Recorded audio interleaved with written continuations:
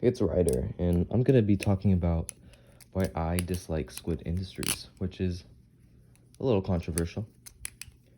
But yeah, that's all I'm gonna be doing. So, reason number one. Their balisongs are just overpriced. I mean, the Mako, that's gonna break. The gills are just gonna kind of break and it's gonna be in half. The Triton V2, they upped the price by 10 bucks because they add a little line. That's amazing. Glider for 10 bucks, added bushings, but okay.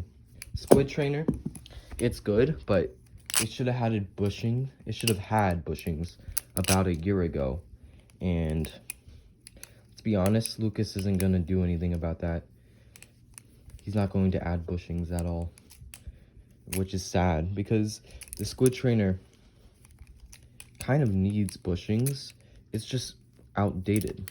It's just outdated today. And the Nautilus, that thing needs to be crowned. And God, middle finger cut is really bothering me today. That thing needs to be crowned. It needs to have hidden Zen pins. And come on, 6061 aluminum for 200 bucks. Make that 70-75. Come on, that's only fair. I mean, you're more expensive than a Marin Light. Those 20 bucks, you know, I mean, that can definitely go to G10, can it? It's kind of just stupid. But, you know, they're just not cheap anymore. Like, if you look at everybody else, right? Like, I don't know, Max Ace. Max Ace, okay, maybe Covenant isn't a fair comparison. But, Max Ace is doing a great job. Max Ace gives you cheap balisongs with perfect tolerances. And, you know, they're pretty good. The materials are decent for 120. I mean, this isn't bad. Stainless steel, G10, spacers, G10 liners. I'm not upset about this product, right? And it's a great flipper. Or, yeah, a Trophus. For $150, the price less than a Squid Trainer. Titanium, bushings. That's like, it's amazing. Tolerances. Oh my god. Tolerances are pretty good. Little play. Sounds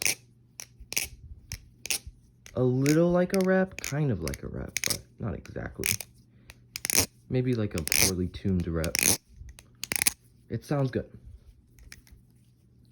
This is the price of a Squid Trainer. Why would you get a Squid Trainer? I would trade titanium for 6061 aluminum any day. This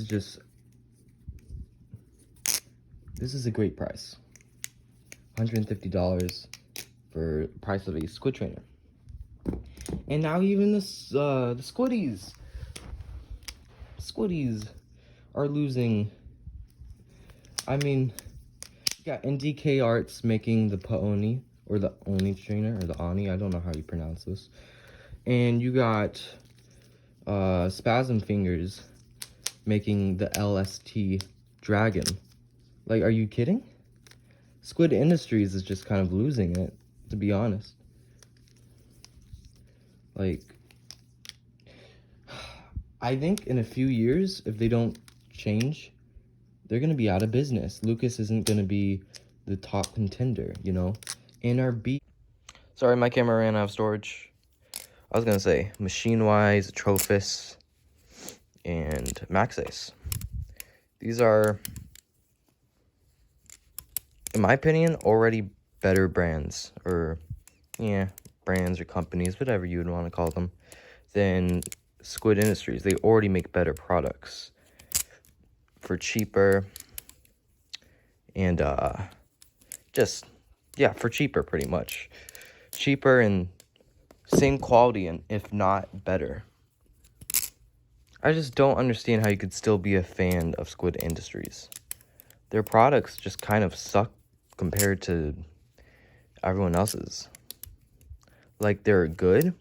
The Triton's good, but it's overpriced. Squid Trainer's good, but it's overpriced. The Mako's good, but it's gonna break in half. And the fin hits inside the channel. So, you know, that's not okay. But, you know, they don't care. Why would they care? Why would they care? Because they have a bunch of fanboys that'll buy everything. But as soon as they jump boat, they'll realize Squid Industries kind of sucks. Kind of suck. You know what else sucks? Their hardware. Ironic enough, I'm using their hardware on the glider. Their hardware sucks. Check out this Nautilus. I have never had this problem with a balisong that I was tightening it. It still had tap and had a lot of play. I was just cleaning it off. It just snapped. I didn't even put a bunch of pressure on it. It just kind of, you know? And this has happened more than 3 times. I've spent $60 extra on this Nautilus because their hardware unbelievably sucks. Like, maybe this is unfair to say, but I think it's worse than glider. Maybe that's not true, but maybe not. I feel like it, though. Glider never disappointed. Well, maybe. Not as bad as this, though. So, hardware just, it's kind of garbage, you know. I don't appreciate it. And I feel like the Squid Trainer, like, if it's going to stay the same price and not get bushings, holy crap, that was a suckish aerial to zero G.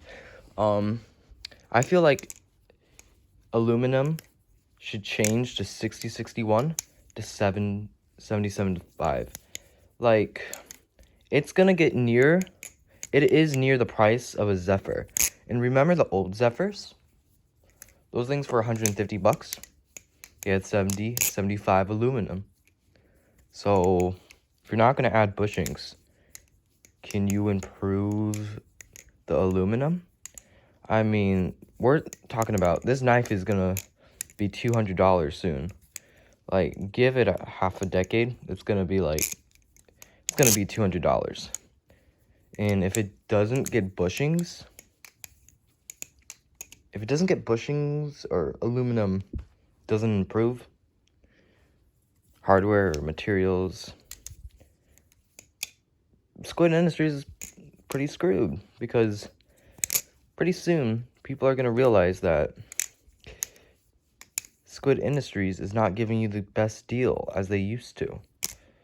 I mean, back, even when I started flipping, Squid Industries was kind of a little overpriced, but it was like, yeah, they're still good, and they're not that overpriced. So it was still worth it somewhat.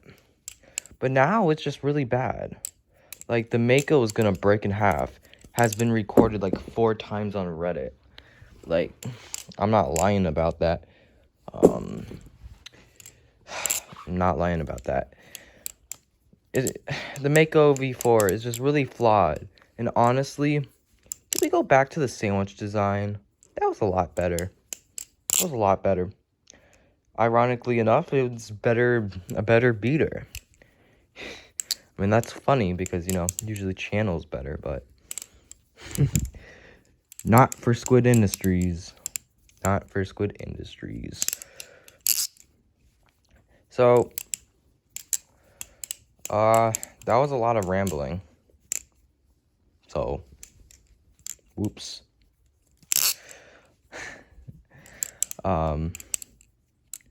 Yeah, that's why I dislike Squid Industries. I got a little passionate, but,